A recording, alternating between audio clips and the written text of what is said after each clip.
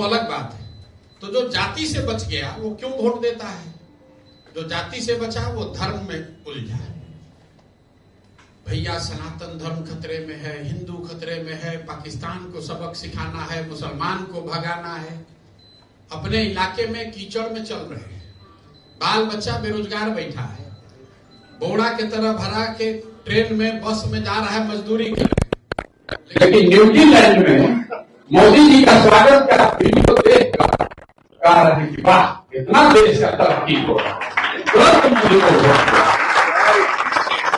तो ज्ञान से बचे तो हिंदू धर्म को बचाने में फंस गए, दोनों से बच गए। जात और धर्म पूरे देश में है, लेकिन एक दो बात है जो बिहार में यूनिक है। जात और धर्म से बचे तो बिहार में लोग कहता है लालू के डर से भाजपा, अब भाजपा के डर से लालू।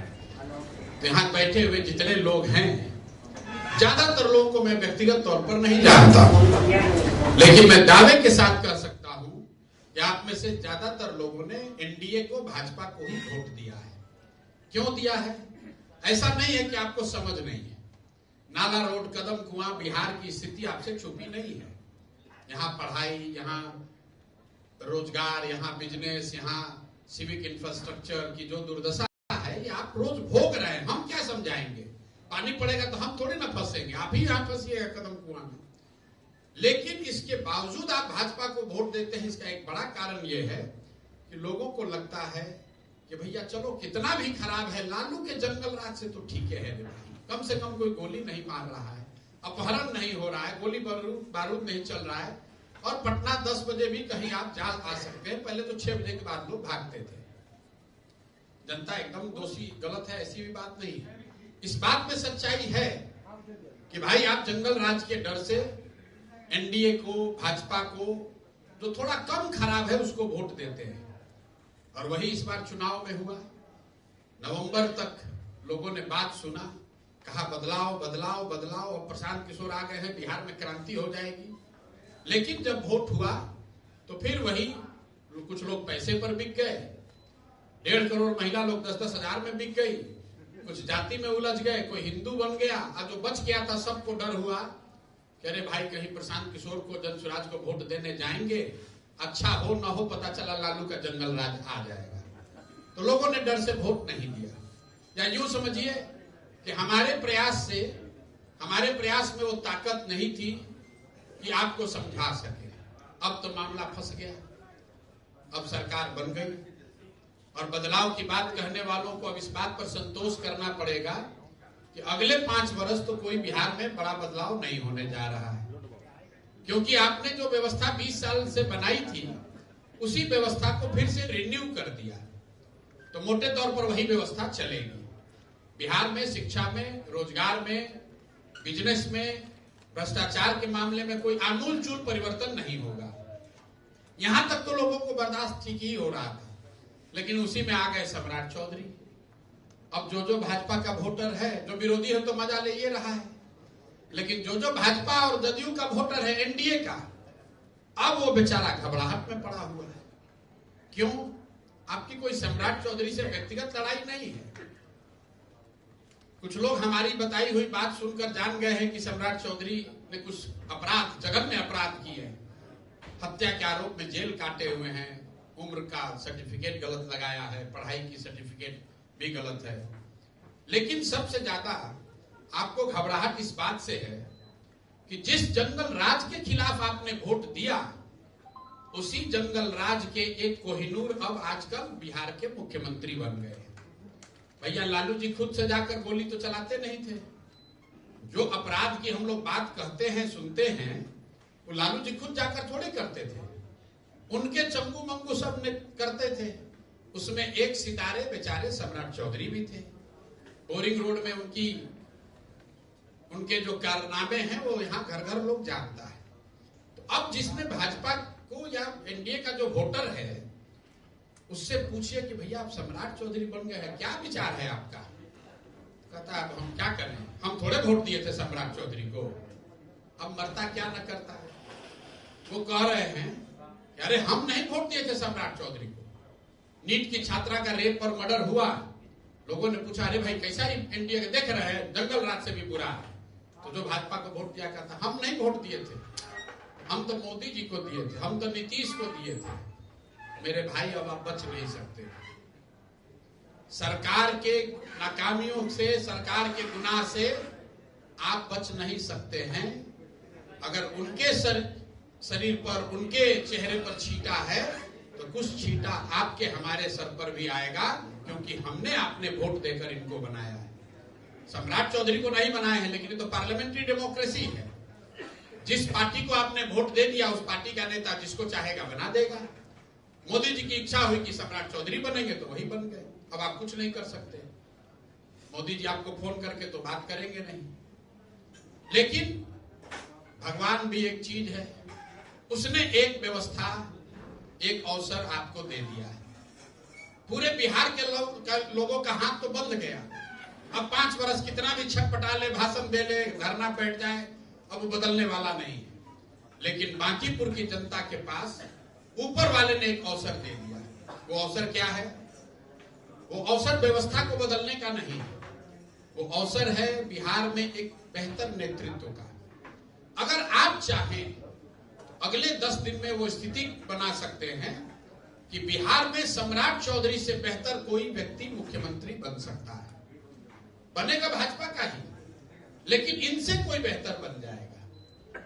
ये सबको समझ में आ रहा है कि अगर बांकीपुर में भाजपा चुनाव हार जाए तो ये ऐसी विधानसभा है जिसको भाजपा 30 वर्ष से नहीं हारा है। जिस दिन भाजपा हारेगी उसी दिन से भाजपा का नेतृत्व इस बात का संज्ञान लेगा, चर्चा करेगा कि जिस विधानसभा को हम 30 वर्ष नहीं हारे थे, अगर वहां हार गए, इसका मतलब है कि भाजपा से जुड़े हुए कार्यकर्ता, समर्थक, वोटर भी सम्राट चौधरी के नेतृत्व को स्वीकार नहीं कर रहे हैं और हर हालत में इनको हटाकर किसी बेहतर व्यक्ति को मुख्यमंत्री बनाया जाएगा।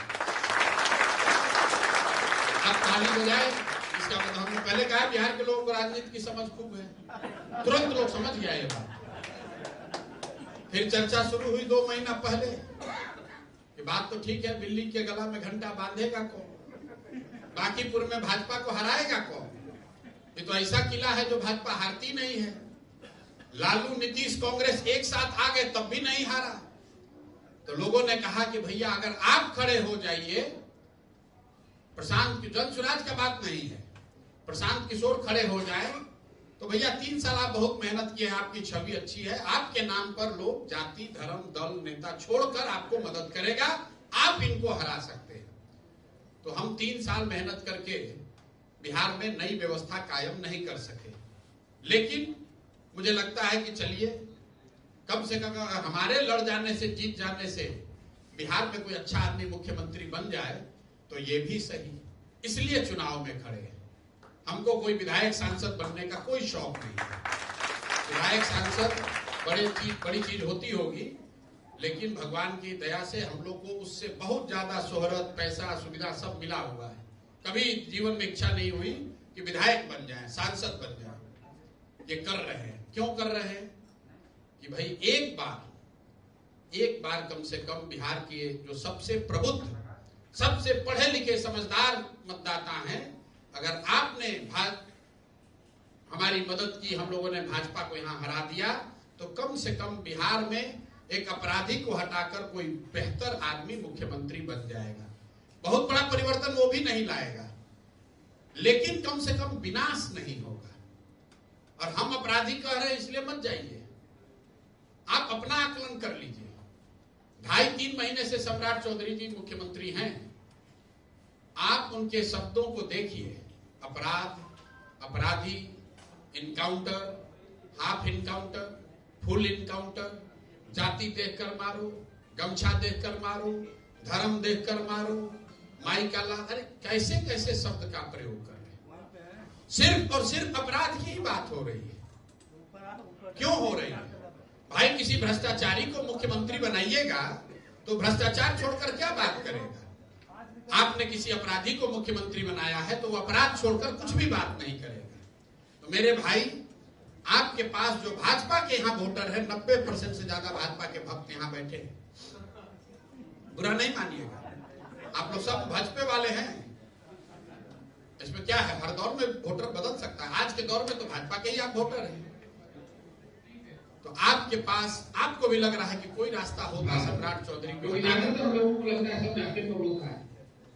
अगर आप भी सोच रहे हैं कि अगर कोई बढ़िया आदमी बन जाता तो कम से कम भाजपा के समर्थक होने के नाते हम लोग भी सीना चौड़ा करके कहते देखिए भाजपा की बढ़िया सरकार चल रही है। तो मेरे भाई, आपके पास अवसर है, एक बार हमारी मदद कीजिए, भाजपा को हराइए। इससे सरकार नहीं बदलेगी, लेकिन सम्राट चौधरी की जगह कोई अच्छा आदमी मुख्यमंत्री बन जाएगा। दूसरी वजह, आपके अंधभक्ति से, चाहे वो अंधभक्ति लालू के डर से ही क्यों ना हो, आपने लगातार इतनी बार भाजपा को वोट दे दिया, उनके गलत लोगों को भी जिता दिया कि भाजपा को इतना अहंकार हो गया है, कहता हम चुनाव हारेंगे ही नहीं। लोकतंत्र है, लेकिन कहता हम चुनाव हारेंगे ही नहीं। यहां तक लोगों ने कह दिया कि हम कुत्ता बिल्ली को भी खड़ा करेंगे तो बांकीपुर की जनता हमें को वोट देगी। ये आत्मविश्वास नहीं है, ये अहंकार है। ऐसा नहीं है कि भाजपा में काबिल लोग नहीं है। यहां बैठा हुआ कोई भाजपा का भक्त होगा तो कहेगा कि भाई प्रशांत किशोर सबको ऐसे भड़का रहे हैं कुत्ता बिल्ली वाला बयान पर। भाई हमारी बात को छोड़ दीजिए, भाजपा ने जिसको उम्मीदवार बनाया है उसका जरा मूल्यांकन कर लीजिए।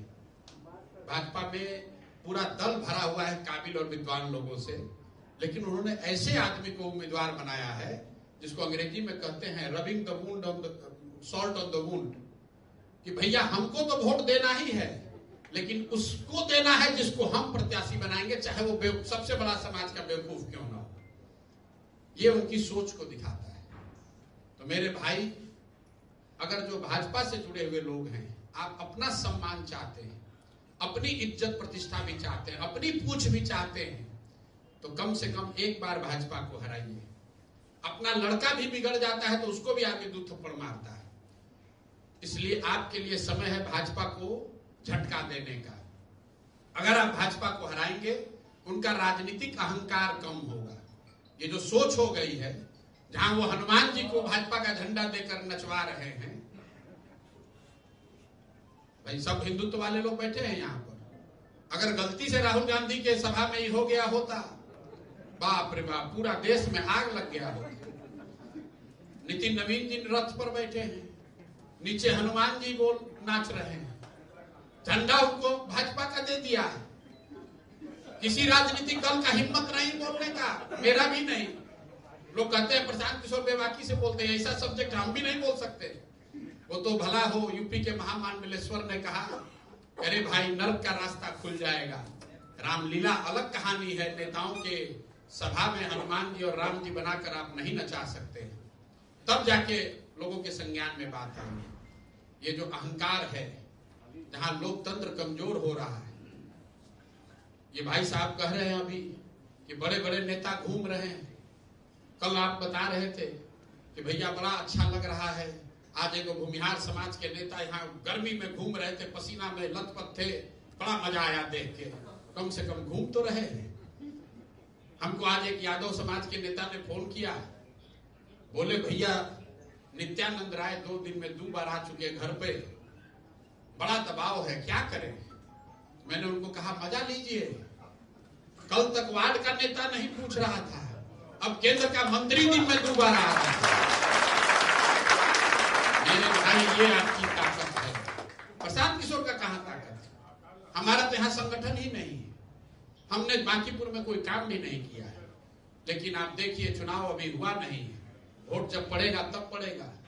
आप लोग खड़े हुए हैं, ऐसा थर थर थर थर कांप रहा है कि अपने सबसे मजबूत किले को बचाने के लिए भाजपा ने 6000 वर्कर बाहर से बुलाए हैं। मंत्री या विधायक का तो गिनती नहीं है। ये आपकी ताकत है। यही बात बता रहा हूं कि अगर आप खड़े होइएगा, आपकी पूछ बढ़ेगी। एक एक आदमी के यहाँ 4-4 नेता आ रहा है। वरना आप अंदाजा लगाइए, अगर हम लोग नहीं खड़े होते, इतने लोग नहीं जुटते, तो बांकीपुर का चुनाव तो सोते सोते जीत जाता है। तो ये दूसरा कारण है आपके पास। अगर भाजपा के राजनीतिक अहंकार को तोड़ना है, लोकतंत्र और जमहूरियत को जिंदा रखना है, तो एक बार भाजपा को यहां हराइए। तीसरी और अंतिम बात, आपके सांसद हैं रविशंकर प्रसाद जी, पढ़े लिखे विद्वान व्यक्ति, आप लोगों ने उनको वोट देकर सांसद बनाया, मोदी जी को प्रधानमंत्री बना दिया है। मैं दावे के साथ कह सकता हूं कि आज तक रविशंकर बाबू जीतने के बाद आपसे व्यक्तिगत तौर पर, आपके समाज के तौर पर, आपके मोहल्ले में, इलाके में कभी शकल भी दिखाने नहीं आए। लेकिन तुरंत आपने कहा ना। लेकिन रविशंकर बाबू अकेले नहीं, बिहार में 30 से ज्यादा एनडीए का सांसद है, 6 से ज्यादा मंत्री हैं, 202 से ज्यादा विधायक हैं। सब आदमी निश्चिंत होकर बैठा है। उसको मालूम है काम करे न करे, चुनाव आएगा, जाति चलेगा, जाति नहीं चलेगा तो हिंदू चलेगा, हिंदू नहीं चलेगा तो मोदी का चेहरा चलेगा। जब सब फेल हो जाएगा तो वो डर चलेगा कि न वोट दोगे तो लालू का जंगल राज आ जाएगा, लोग वोट देंगे। सब बैठा हुआ है। लेकिन अगर बांकीपुर में आपने भाजपा को हरा दिया तो लिख के रखिए, आपका जो अच्छा होगा वो तो होगा ही, लेकिन ये 202 विधायक और 30 से ज्यादा सांसद सब अपने अपने क्षेत्र में एक पैसा ही सही लेकिन थोड़ा तो काम करना सब शुरू करेगा, क्योंकि सबके मन में डर होगा कि जब बांकीपुर में किला भाजपा का नहीं बचा तो कोई नेता सुरक्षित नहीं है। तो मेरे भाई, आपके पास सीधा 3 कारण है। हम लंबा चौड़ा भाषण नहीं देते। 3 सीधा कारण है कि आपको भाजपा को हराना चाहिए। पहला, अगर आप चाहते हैं कि बिहार में आने वाले 4 साढ़े 4 साल सम्राट चौधरी से बेहतर कोई भाजपा का नेता बिहार का मुख्यमंत्री बने, तो आप निश्चित तौर पर भाजपा को यहां हराइए।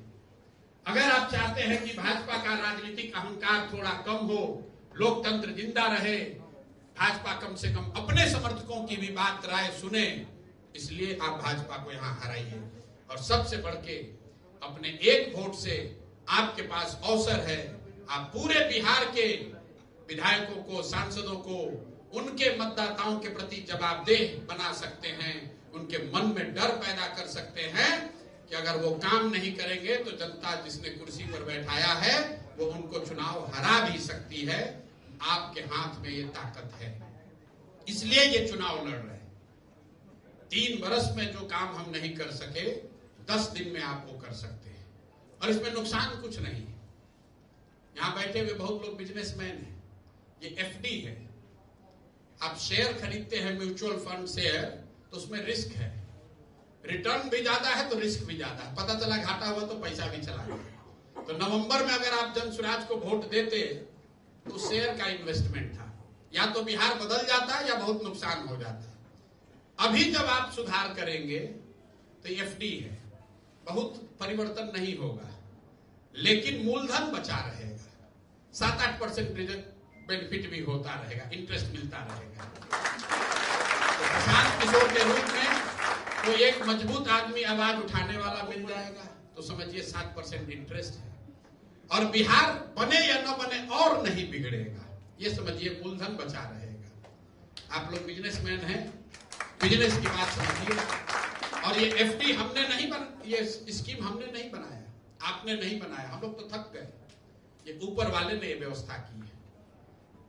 ये कोई हम आप थोड़े कर सकते थे कि नितिन नवीन भाजपा के अध्यक्ष बन जाएंगे, पद से इस्तीफा दे देंगे, वहां उपचुनाव हो जाएगा, लोग प्रशांत किशोर को खड़ा कर देंगे। इतनी सारी संभावनाओं को तो सिर्फ भगवान ही एक साथ कर सकता है, और उसने इसलिए किया है कि शायद बिहार के लिए भी एक नया सवेरा होने वाला है। मेरे भाई, इतना ही आपसे आग्रह करेंगे, एक बार जाति, धर्म, दल और नेता से ऊपर उठ के बिहार में एक नई व्यवस्था के लिए, एक नई राजनीतिक शुरुआत के लिए वोट कीजिए। अच्छे आदमी को चुनिए, जो अच्छा लगे उसको चुनिए। हमसे बेहतर कोई खड़ा है उसको वोट दीजिए। हम ये दावा नहीं कर रहे कि हम ही सबसे अच्छे हैं, सबसे अच्छे आदमी को वोट दीजिए। जो गलत है वो गलत है, वो चाहे भगवा रंग का चद्दर ओढ़कर आए या हरे रंग का गमछा ओढ़कर आए, वो पीला गमछा लगाकर आए या नीला गमछा लगाकर आए। आदमी का गमछा का रंग देखकर वोट मत दीजिए, आदमी को जांचिए, परखिए, उसके बाद किसी अच्छे आदमी को जिताइए। अगर बांकीपुर की जनता ये करके दिखाएगी, पूरे बिहार को ये रास्ता दिख जाएगा और बिहार तभी सुधरेगा जब अच्छे लोग जीतेंगे। जब अच्छे लोग जीतेंगे तभी अच्छी व्यवस्था बनेगी। अंत में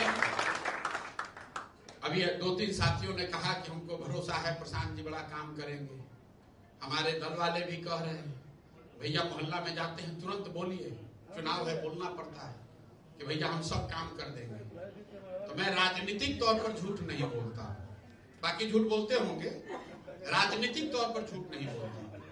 ये भ्रम मत पालिए कि हमारे जीत जाने से बांकीपुर बंगलोर हो जाएगा, नहीं हो सकता है। ना हमारी ताकत है ना वो संभव है अभी। उसके लिए तो व्यवस्था बदलनी पड़ेगी।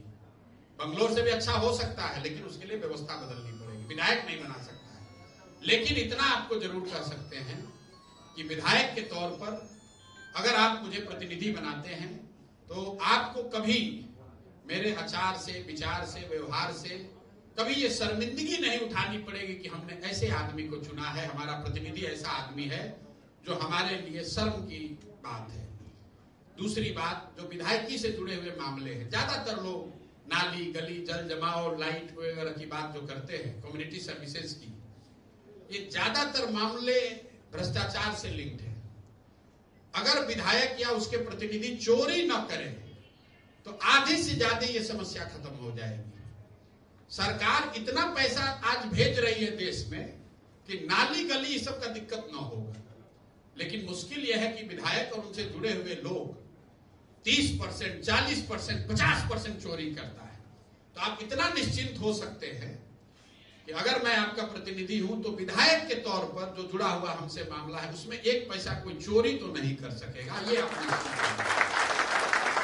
और अंतिम बात, और कुछ करे या न करे, जो कुछ भी ऊपर वाले ने मुझे शक्ति, बुद्धि, बुलंदी दी है उससे आपको इतना आश्वस्त कर सकते हैं कि आपके साथ व्यवस्था अन्याय नहीं कर पाएगा। भगवान न करे अगर आपके साथ कोई अन्याय हो जाए तो जरूर आपके साथ मजबूत आवाज बनकर खड़े रहेंगे।